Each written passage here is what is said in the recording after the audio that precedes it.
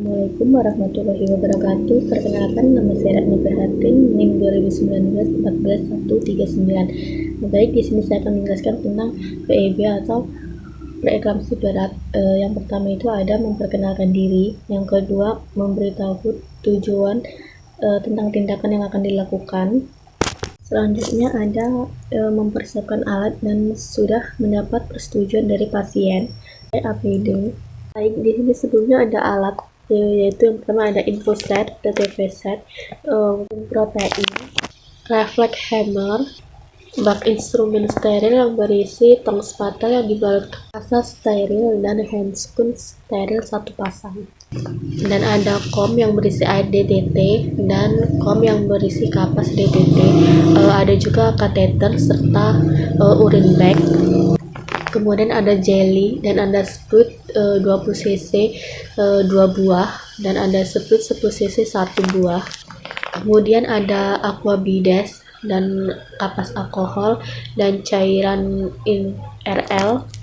Ada kasa plester MgSO4 40%. Ada kalsium glukonas, bengkok, tabung oksigen dan kanal, serta aboket 16 atau 18. Selanjutnya, mengatur posisi ibu dengan trendelenuk atau kaki lebih tinggi daripada kepala.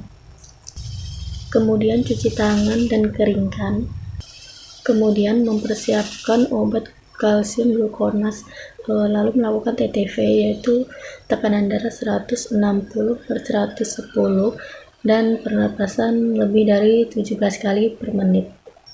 Kemudian cek refleks patella dan selanjutnya beri oksigen sebanyak 4-6 liter per jam. Kemudian lakukan infus dan lakukan vulva hygiene dan pasang kateter. Kemudian bila kejang, yaitu bebaskan jalan nafas, hisap lendir dan menggunakan tong spatel agar tidak trauma.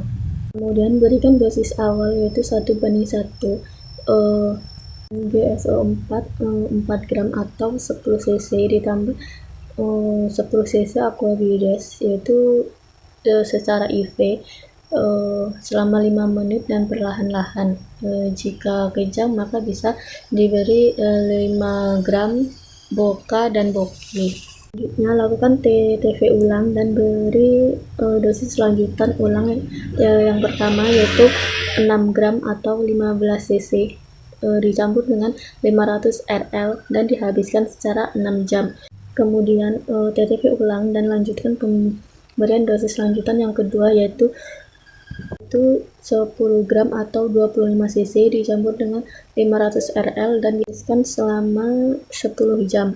Selanjutnya lakukan TTV ulang dan beri dosis lanjutan yang ketiga, yaitu 8 gram atau 20 cc dicampur dengan 500 rl dan dihabiskan selama 8 jam.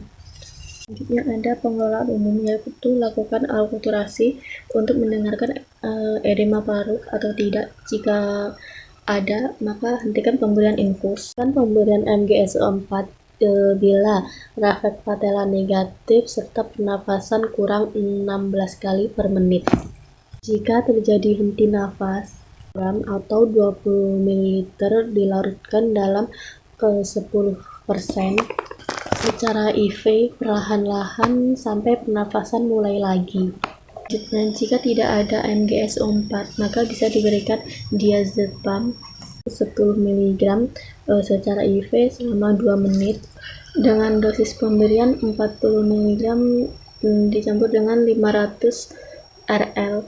Setelah selesai melakukan tindakan, maka bereskan alat dan cuci tangan, lalu lepas handsun dan keringkan.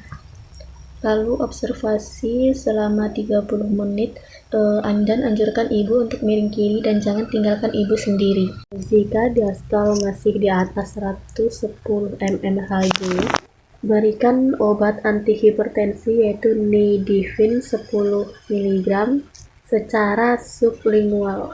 Kemudian diastol diantaranya 100 mmHg dan tidak boleh lebih dari 90 mmHg.